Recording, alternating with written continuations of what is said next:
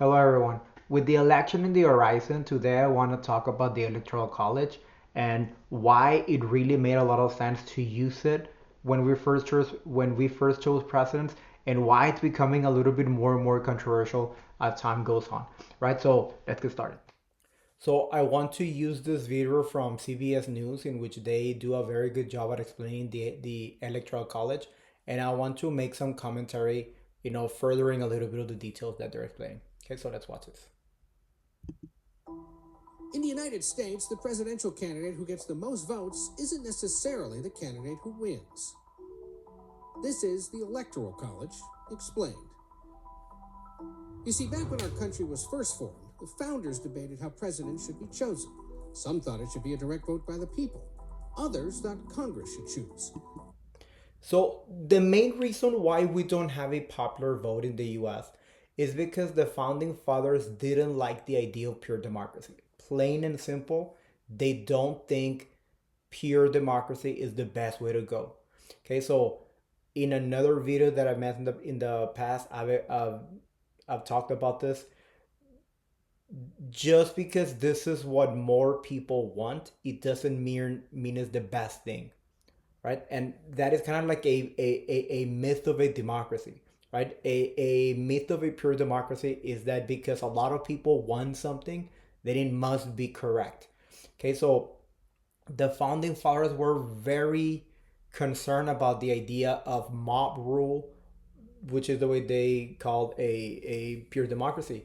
So you can understand the electoral college as a compromise between the people choosing and the states choosing, right? So I guess one of the ways I like to think of the US is rather than as a nation with 50 states, think about the US as a nation with 50 autonomous republics, okay, bound together by the nation, all right? But all of this 50 independent republic, which are the states, have a great level of autonomy in making, a lot of the rules and laws that they want for themselves, right? And that includes voting, that includes choosing who's the next president, right? So during election day, you shouldn't be looking at the popular vote or any of those things. Okay, what you should be looking at is 50 independent elections, right? There are 50 different elections going on at the same time,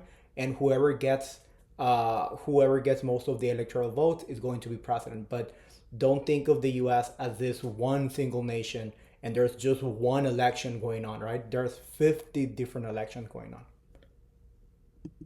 Didn't want candidates to ignore smaller rural states and simply cater to urban centers with the largest populations. And there was the issue of slavery. Southern states opposed the popular vote because they had large populations of enslaved people who couldn't vote. The compromise they came up with was the Electoral College. It's not a real college with a campus somewhere. It's a system through which every state is given a certain number of votes based on the number of representatives it has in Congress, a number that's based on each state's population. There are 538 electoral votes up for grabs in every presidential election. And to be elected president, a candidate needs to win a majority of them, at least 270. The math goes something like this. States get one vote for every member they have in the House of Representatives, plus two more for their two senators. The most populous states have the most votes. California has 54. Texas has 40. The smallest states, like Wyoming and Delaware, have only. And this changes every 10 years with the census, right? So in 2020, Texas gained two electoral votes and California lost one, right? And I think Florida gained one. So every 10 years, the census basically counts how many people live in your state. And then based on that numbers, they do some math in there. And basically that's where they get the number for representatives, be it in Congress and at the same time for the Electoral College. Three. The thing is, almost every state operates by a winner-take-all rule, where all the state's electors go to the candidate who got the majority of that state's votes. And that winner-take-all system doesn't take margin of victory into account.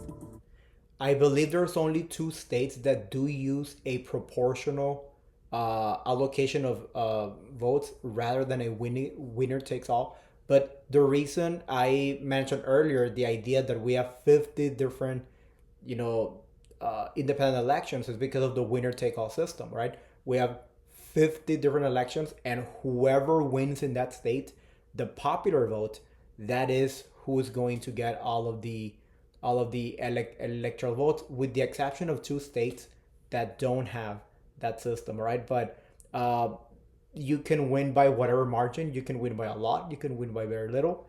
It doesn't matter. Whoever gets the most votes in each of those states gets all the electoral votes from that state. Millions of people could vote for a candidate who doesn't get a single electoral vote from their Yeah. state. That's why there have been 5 times in U.S. history where the candidate who won the White House actually lost the popular vote, meaning they won the Electoral College despite more Americans voting for their opponent. In 2016, for example, Hillary Clinton got nearly 3 million more votes than Donald Trump, but lost the Electoral College 232 to 306 by running up big margins in big states and losing close states narrowly. And if you want to see just how far. And in 2016, the polls were crazy, and this is why it becomes so difficult to make predictions on the election, because in 2016, the prediction was that Hillary Clinton was going to win, and the odds were like 9-1 or something like that.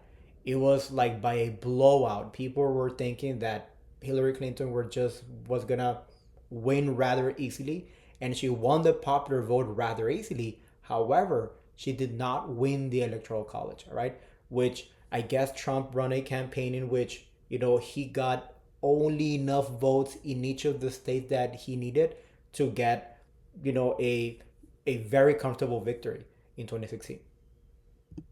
Popular and electoral college votes can diverge. Compare that 2016 election to the one 4 years later. Because in 2016 and 2020, Trump and Joe Biden won the exact same number of electoral votes, 306. But in 2016, Trump lost the popular vote by nearly 3 million votes, and in 2020, Biden won the popular vote by more than 7 million votes. Yeah, so this is why I mean by it's very difficult to predict, because we lived through 2016 and 2020, and those elections, you know they've been very unpredictable.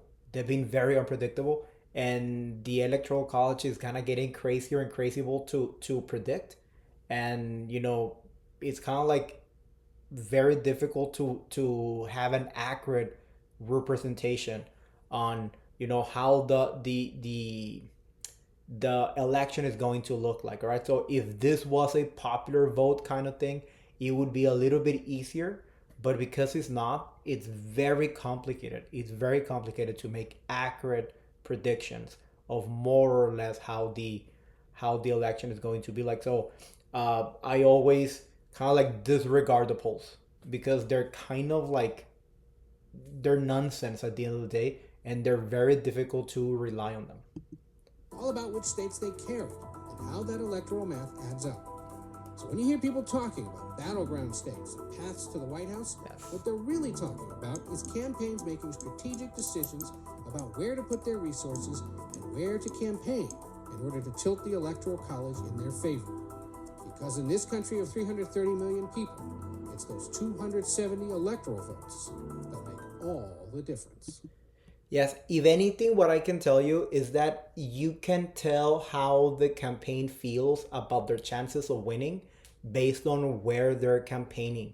All right, so for example, there's about 7 swing states, and you can tell that they spent a lot of times in those swing states, because they really could go either way. But in this last few days, you can see where Trump or where Harris were spending most of the times, and that is where they probably think they are losing.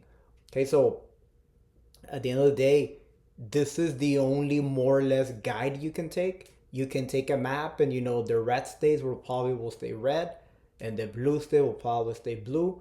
But check out where they spent the most time in their campaigns, and you can see more or less where they think they have a better chance of winning. Um, if they spend a lot of time in those states.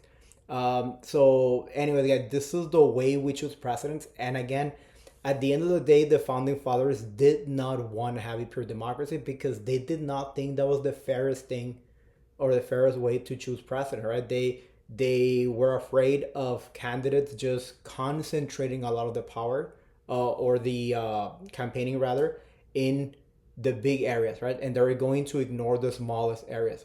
So I hear a lot of the criticism towards the electoral college, and I understand it. I don't think it's a perfect system, but I really don't think a popular vote it's a more fair system, right? They would be probably the same thing. You would just switch it, right? So, for example, right now you can see that Trump and Harris spent a lot of time campaigning on some very specific states, those swing states, and they hardly came to Texas. They hardly went to any other state. They spent most of their times on those swing states. If we would have had a popular vote, you would see them campaigning in different states, in more uh, big cities, right? Because they would that would be basically the trade-off, right? Rather than campaigning on the swing states, they would be campaigning on the bigger cities, and they would be disregarding the smaller cities, right, or the rural areas, right? So neither of them is perfect. I like the idea of the electoral college. I think it's a good compromise. The idea of states and the people, and between both of them, they are the ones who choose who's the new president, right? So this is a little bit of how the electoral college works. Let me know what y'all think. Do you really want to get rid of the electoral college and put something, maybe popular vote or something else? Let me know what you think. I'll be around, and be safe. Okay, see y'all.